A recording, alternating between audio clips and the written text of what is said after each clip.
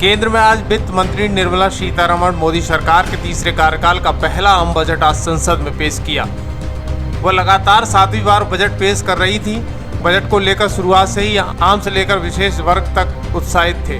आइए जानते हैं इस बजट की बड़ी बातें क्या क्या है। निर्मला सीतारमण ने अपने बजट भाषण की शुरुआत करते हुए कहा कि लोगों को हमारी नीतियों पर भरोसा है। भारत की अर्थव्यवस्था मजबूत है। देश की महंगाई दर नियंत्रण में है। भारत में महंगाई दर करीब 4% है। वैश्विक अर्थव्यवस्था इस समय मुश्किल दौर में है, लेकिन भारत की अर्थव्यवस्था चमक रही है। वित्त मंत्री सीतारमण ने बजट पेश करते हुए कहा कि हमारा लक्ष्य विकसित भारत के लिए रोड मैप बनाने का है। कृषि क्षेत्र में उत्पादन बढ़ाने पर जोर है। हमारा और हमारी सरकार का फोकस रोजगार और स्किल पर है। सुधारवादी नीतियों पर जोर है।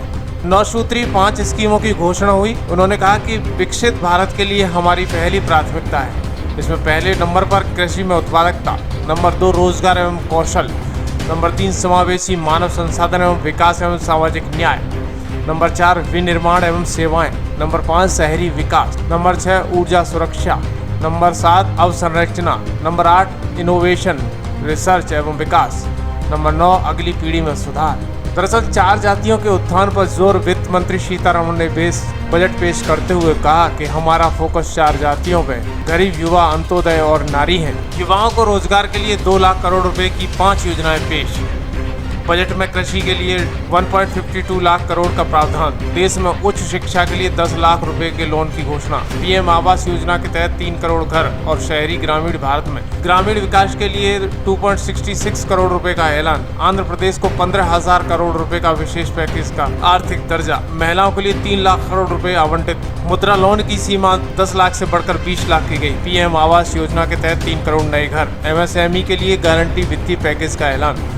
वहीं 3 लाख रुपए तक के टैक्स पर छूट दी जाएगी। 3 लाख से 7 लाख रुपए तक पर 5% टैक्स देना होगा। वहीं 7 से 10 लाख तक 10% का टैक्स देना होगा। आइए हम आपको बजट की ताज़ा अपडेट भी अवगत कराते हैं। नए इनकम टैक्स रेजिम में राहत। स्टैंडर्ड डिस्कशन की सीमा को 50,000 से बढ़कर 75,000 रुपए कर दिया गया है। इस व्यवस्था में 3 लाख तक की आय पर कोई टैक्स नहीं लगेगा। 3 से 7 लाख तक की कमाई पर 5% इनकम टैक्स देना होगा।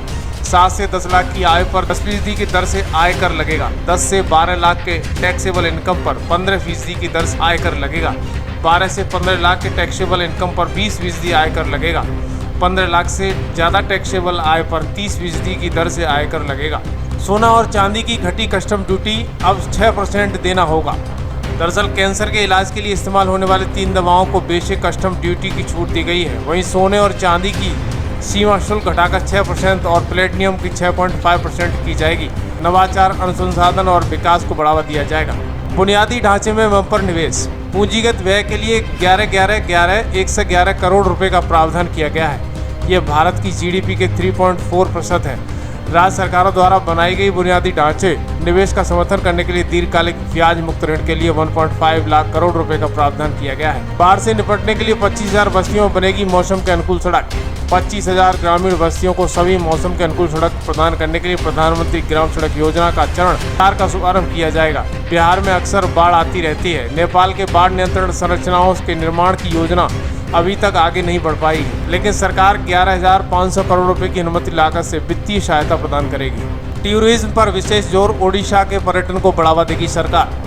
पर्यटन को बढ़ावा देने के लिए सरकार करेगी खर्च। बिहार में राजगिरी और नालंदा के लिए एक व्यापक विकास पहल की जाएगी। हम ओडिशा में पर्यटन को बढ़ावा देंगे, वहीं जिसमें प्राकृतिक सुंदरता, मंदिर, शिल्पकला और प्राकृतिक परिदृश्य, वन्यजीवी अभयारण्य और प्राचीन समुद्र तट को शामिल किया गया है। 5 करोड़ आदिवासियों के लिए उन्नत ग्राम अभियान।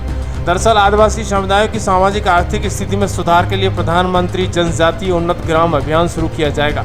ये योजना आदिवासी बहुल गांवों और आकांक्षी जिलों में आदिवासी परिवारों के लिए संयुक्त संतृप्त कवरेज को अपनाएगी। इसे 63,000 गाँवों को कवर किया जाएगा, जिसमें 5 करोड़ आदिवासी लोगों को इसका लाभ मिलेगा।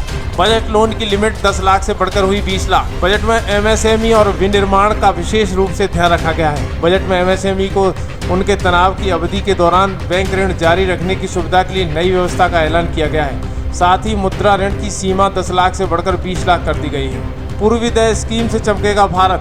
पूर्वी राज्यों के विकास के लिए पूर्वोदय स्कीम की घोषणा की गई है। बिहार, झारखंड, पश्चिम बंगाल, ओडिशा और आंध्र प्रदेश के विकास के लिए पूर्वोदय स्कीम की घोषणा की गई है। इसके तहत मानव संसाधन विकास, बुनियाद विकास पर ध्यान दिया जाएगा। टॉप 500 कंपनियों के लिए 1 करोड़ युवाओं को एंटर्नशिप का मौका। वित्त मंत्री ने कहा कि 500 सीड्स कंपनियों में 1 करोड़ युवाओं को एंटर्नशिप के अवसर प्रदान करने के लिए एक योजना शुरू होगी। इसमें 5,000 रुपये प्रति माह एंटर्नशिप भत्ता और 6,000 रुपये प्रति माह एक मुश्त सहायता दी जाएगी। बिहार में बिछेगा सड़कों का जाल, बजट में 26,000 करोड़ का प्रावधान। बिहार के वित्तीय सहायता की घोषणा की गई है। वित्त मंत्री ने कहा कि हम बिहार के गया में औद्योगिक विकास को बढ़ावा देंगे। इससे पूर्वी क्षेत्र में विकास की गति मिलेगी। हम सड़क संपर्क परियोजना के विकास में सहयोग करेंगे। पटना पूर्णिया एक्सप्रेसवे, बक्सर भागलपुर राजमार्ग, बोधगया राजगिरी वैशाली दरभंगा और बक्सर में गंगा नदी पर 26,000 करोड़ रुपए की लागत से एक अतिरिक्त 2 लेन के पुल का निर्माण होगा। महिलाओं और लड़कियों के लिए 3 लाख करोड़। महिलाओं और लड़कियों को लाभ पहुंचाने वाली योजनाओं के लिए 3 लाख करोड़ रुपए का प्रावधान किया गया है। पूर्वोत्तर क्षेत्र में इंडिया पोस्ट पेमेंट बैंक को 100 से अधिक शाखाएं स्थापित की जाएंगी।